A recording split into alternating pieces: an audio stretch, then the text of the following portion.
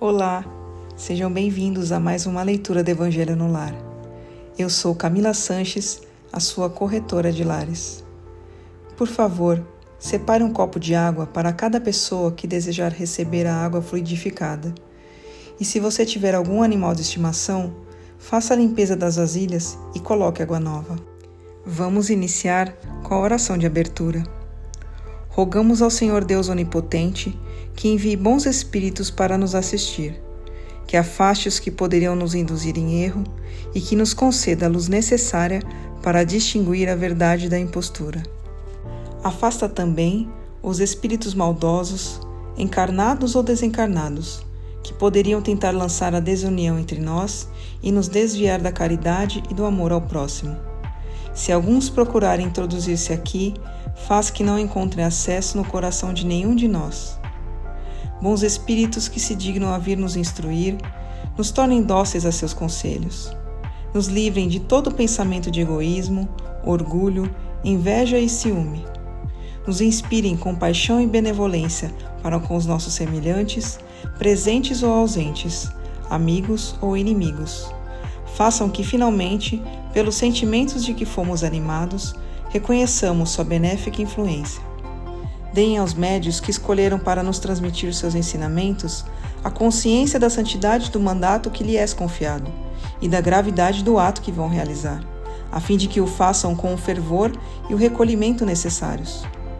Se na reunião houvesse pessoas que a ela tenham vindo atraídas por outros sentimentos que não os do bem, abram seus olhos à luz e perdoem-nos, como nós perdoamos se vierem com más intenções.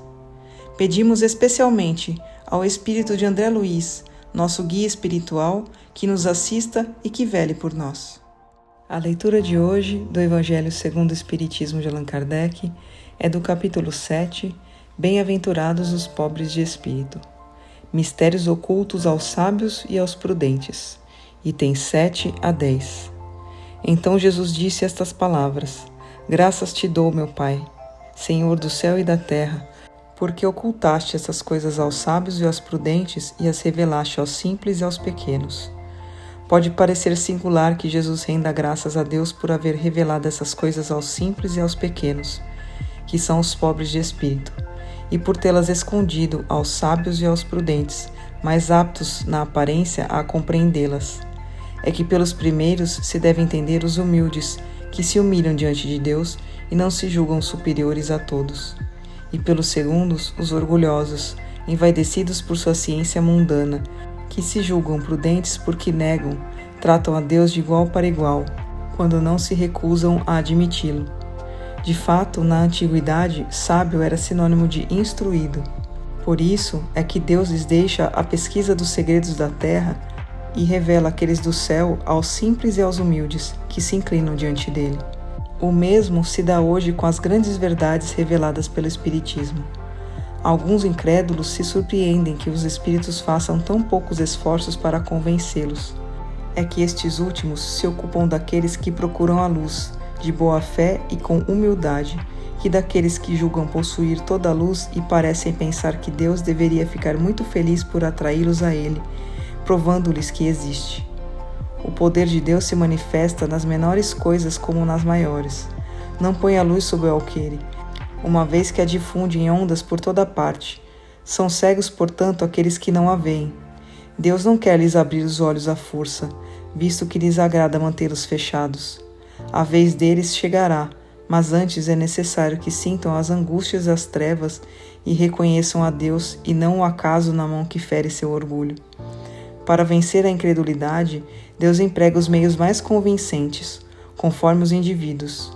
Não cabe ao incrédulo prescrever-lhe o que deve fazer e lhe dizer: se quer convencer-me, deve proceder dessa ou daquela maneira, em tal momento e não em tal outro, porque esse momento é que me convém. Que os incrédulos não se espantem, pois se Deus e os espíritos, que são os executores de sua vontade, não se submetem às suas exigências, que se perguntem o que diriam se o último de seus servidores quisesse se impor a eles. Deus impõe suas condições e não aceita de outros. Escuta com bondade aqueles que se dirigem a Ele com humildade, e não aqueles que se julgam mais do que Ele. Deus, dir-se-á, não poderia tocá-los pessoalmente com sinais surpreendentes, diante dos quais o incrédulo mais obstinado deveria se inclinar? Sem dúvida que poderia, mas então onde estaria o mérito deles? E por outra, de que serviria? Não são vistos todos os dias alguns deles refutar a evidência e mesmo dizer: se eu visse não acreditaria, porque sei que é impossível? Se eles se recusam a reconhecer a verdade, é que seu espírito não está ainda maduro para compreendê-la, nem seu coração para senti-la. O orgulho é a catarata que prejudica sua visão. De que adianta apresentar a luz a um cego? É necessário, portanto, curar primeiramente a causa do mal. É por isso que, como método hábil, Deus castiga em primeiro lugar o orgulho. Não abandona, portanto, seus filhos perdidos. Sabe que cedo ou tarde seus olhos se abrirão, mas quer que isso ocorra por sua própria vontade. E quando vencidos pelos tormentos da incredulidade, se lançarão por si próprios em seus braços, e como filho pródigo lhe pedirão perdão. Palavra dos Espíritos, graças a Deus. Mas antes de iniciarmos a oração de encerramento, eu quero pedir a você, que ainda não é inscrito em nosso canal, por favor, se inscreva agora. Clique no botão inscrever-se aqui abaixo do vídeo. Aproveita para ativar o sininho das notificações e receber todos os nossos vídeos. Se você está com problemas, precisando de ajuda ou conhece alguém que está enfrentando muitas dificuldades em casa, como animaizinhos perdidos ou doentes, brigas constantes com os filhos, discussões no relacionamento, por favor, compartilhe essa mensagem. Leia também a descrição desse vídeo e entre em contato conosco pelo WhatsApp. Você pode salvar a vida de alguém, curtindo e compartilhando o nosso conteúdo. Vamos finalizar com a oração de encerramento. Agradecemos aos bons espíritos que se dignaram vir comunicar-se conosco e lhes rogamos que nos ajudem a pôr em prática as instruções que nos deram e façam com que, ao sair daqui, cada um de nós se sinta fortalecido na prática do bem e do amor ao próximo. Desejamos também que essas instruções sejam proveitosas para os espíritos sofredores, ignorantes ou viciosos, que puderam participar dessa reunião e para os quais imploramos a misericórdia de Deus. Amém.